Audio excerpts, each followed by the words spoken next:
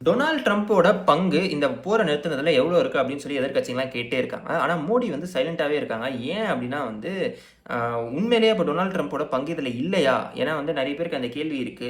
ஆனா உண்மையிலேயே ஒரு மனுஷன் வந்துட்டு எப்படிங்க அத போடுவாரு? ஒரு ட்வீட் வந்து போட்டிருக்காரு. நான் தான் வந்து விடிய விடிய பேசி இத வந்து தீர்த்து வச்சேன். கடைசியா 2 பேருக்கும் வந்து காமன் சென்ஸ் வந்து 2 பேரும் போர நிறுத்தியிருக்காங்க அப்படின்னு போட்டிருக்காரு. ஸோ வந்து முதல்ல அந்த காமன் சென்ஸ் அப்படின்ற வார்த்தைய பயன்படுத்தினது எனக்கு கொஞ்சம் மாரி என்னடா யாருக்குமே கோவம் வரலையா? அப்படின்னு இருந்துச்சு. ஃபைனலி 2 கண்ட்ரிக்கும் காமன் சென்ஸ் வந்துச்சுப்பா.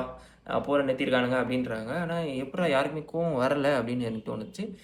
சரி விடுங்க, அத விடுங்க. ஆனா வந்து டொனால்ட் ட்ரம்ப்போட பங்கு இந்த போர நிறுத்துனதுல எவ்வளோ? இப்போ வந்து எதிர்க்கட்சியில வந்துட்டு இப்போ ராகுல் காந்தி வந்து ஆ இதுக்காக ஒரு ஸ்பெஷலா வந்து ஒரு பார்லிமென்ட் செஷன வந்து நடத்தணும் அப்படின்னு சொல்லி கேட்டிருக்காரு. பட் ப்ராபபிலி இவங்க ஒத்துக்க மாட்டாங்க. அண்ட் இவங்கலாம் ஏன் அமைதியா இருக்காங்க? அப்படின்றது வந்துட்டு அவங்களுக்கு தான் வெளிச்சம். ஸோ நீங்க என்ன நினைக்கிறீங்க? அண்ட் வந்து அமெரிக்கா வந்து ஒரு ஒரு ஒரு சூப்பர் பவரா இருக்கு பார்த்தீங்களா? லைக் வந்து நம்ம சின்ன வயசுலலாம் பார்க்கும்போது வந்து இந்த மூவிஸ்லலாம் பார்க்கும்போது, அப்பா! அமெரிக்காடா அந்த ராக்கெட்டு, ஜெட்டு, சூப்பர் ஹீரோ படம்லாம் சூப்பர் ஹீரோன்னு இல்ல எல்லா படத்துலயுமே வந்து அமெரிக்கா, அமெரிக்கா, அமெரிக்கான்னு அவங்க தான் பாராட்டி பேசிப்பாங்க. பட் வந்து ஒரு காலத்துக்கு அப்புறம் வளர வளர என்ன ஆச்சு அப்படின்னா வந்து ஆ ஓகே. இந்த மூவி அது எஸ்பெஷலா மூவிஸ்ல நம்ம அனலைஸ் பண்ணும்போது, இவனுங்க வந்து படத்த வச்சு தான் இத பரப்புறானுங்க. அப்போ வந்து ஒண்ணும் பெருசா அவ்ளோ சீன்லாம் இல்ல. நம்மகிட்டயும் எல்லா டெக்னாலஜியும் இருக்கு. அவனுங்க வந்து படத்த வச்சு தான் இந்த பிம்பத்த வந்து கிரியேட் பண்றாங்க. அமெரிக்கா ஒரு சூப்பர் பவரா அப்படின்னு சொல்லிட்டு அ புரிஞ்சுக்கிட்டேன். பட் இன்னும் கொஞ்சம் வளர்ந்ததுக்கு அப்புறம் என்ன புரிஞ்சுக்கிட்டேன் அப்படின்னா, இல்ல இல்ல அப்படிலாம் இல்ல. உண்மையிலேயே அமெரிக்கா வந்து ஒரு பயங்கரமான சூப்பர் பவர் அப்படின்னு சொல்லி புரிஞ்சுக்கிட்டேன். ஏன்னா, லைக் லைக் லைக் லைக் உண்மையிலேயே அவங்ககிட்ட எல்லாமே இருக்கு. நான் வந்து இந்த நம்பர் ஆஃப் நியூக்ளியர் பாம்ப்ஸோட நம்பர் கவுண்ட் பார்த்திருந்தேன். இந்தியா கிட்ட வந்து 72 என்னமோ இருக்கு. பாகிஸ்தான் கிட்ட 70.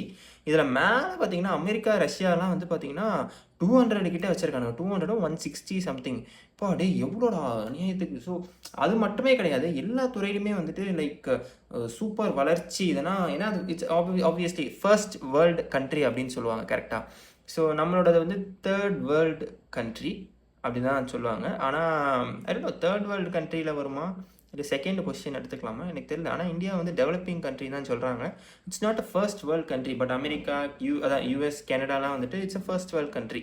ஸோ நம்ம நாடுமே வந்து ஃபர்ஸ்ட் வேர்ல்ட் கண்ட்ரியா ஒரு நாள் கண்டிப்பா மாறும். சின்ன வயசுல அந்த நம்பிக்கை இருந்துச்சு. அப்புறமா வளர வளர வந்து இந்த பாலிடிக்ஸ்லாம் பார்த்து, "அப்பா சத்தியமா இதெல்லாம் வாய்ப்பே இல்லடா. நம்ம தான் நாட்ட விட்டு போயிரணும் போல. படிச்சு ஏதாவது வேலைக்கு போயிட்டு போயிரணும் போல" அப்படின்னு யோசிச்சுட்டு இருந்தேன். பட் கண்டிப்பா இல்ல.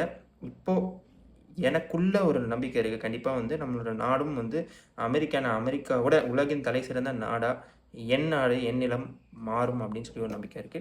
ஸோ எல்லாருமே வந்து அதை நோக்கி பயணிப்போம். ஜெய் ஹிந்த்.